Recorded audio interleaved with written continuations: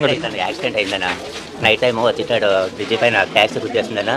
పడిపోయి కోమాలో పోతానన్న అనంతపురం హాస్పిటల్లో 4 రోజులు నన్న ఇంటి దగ్గర 15 రోజులు నన్న ఇక్కడ ఎముక దెబ్బతిన్నదని ఇక్కడ కాలు ఎవరికి నాకేనా ఇక్కడ ఫ్రాక్చర్ అయిందని కాలు ఫ్రాక్చర్ అయిందని ఫ్రీగానే చేసినారు కదా ఆపరేషన్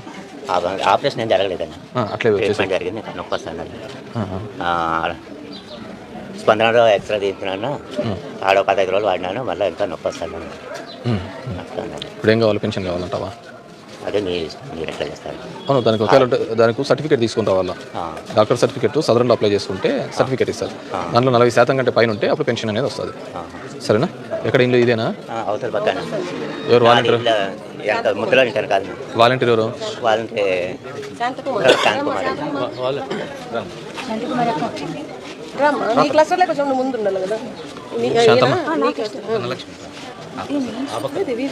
కాలు ఫ్రాక్చర్ అయిందమ్మా ఇక్కడ ఇది అయిందంటే సదరన్ కంటే అప్లై చెప్పి సదరన్ అప్లై చేస్తారు 40% కంటే పైన ఉంటే కానీ అప్పుడు వస్తారు సరేనా నాది ఇల్లు అమ్మిన దాంట్లో 2 లక్షలు కొట్టేస్తున్నారు నా తెలుగుదేశం క్యాండిడేట్ అది ఎంక్వైరీ చేయాలన్నా నీ ఇల్లు అమ్మినామన్నా నాది ఇల్లు అమ్మిన తర్వాత పక్కన స్థలం ఉందన్న నాది అది ఎంక్వైరీ చేపిస్తే 2 లక్షలు ఊరికే కొట్టేస్తున్నారు దాంట్లో ఎంక్వైరీ కొట్టేయడం అంటే 2 లక్షలు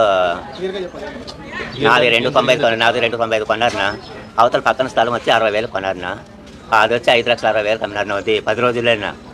2 లక్షలు పోయిందన్న నా డబ్బులు అది వాని ఇష్టం కదా మనం ఏం చేస్తాం అయితే నీ దగ్గర ఒక రేటు కొనింటాడు వాడు ఇంకో రేటుకి అమ్ముకుంటాడు అమ్ముకున్న రేటు నీకు కావాలంటే బాల్రెడీంగ్ అయిపోతాడు అట్లా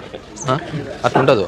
నీ దగ్గర నుంచి నువ్వు నీతో మాట్లాడినప్పుడు ఒక రేటు కమ్మింటావు నీకు అది బాగానే ఉంది నచ్చింది అది వాడు దాని తర్వాత దాని డిమాండ్ పెట్టు ఇంకో దాన్ని బట్టి ఇంకో రేటు కమ్మింటాడు సో దానికి మనం ఏం చేయలేం కదా అర్థమైందా దీన్ని ఇది చెప్పినా కదా సదరన్ సర్టిఫికేట్ దాంట్లో 40% పైకి వస్తే అప్పుడు ఇస్తారు సరేనా ఏమో బాగున్నారా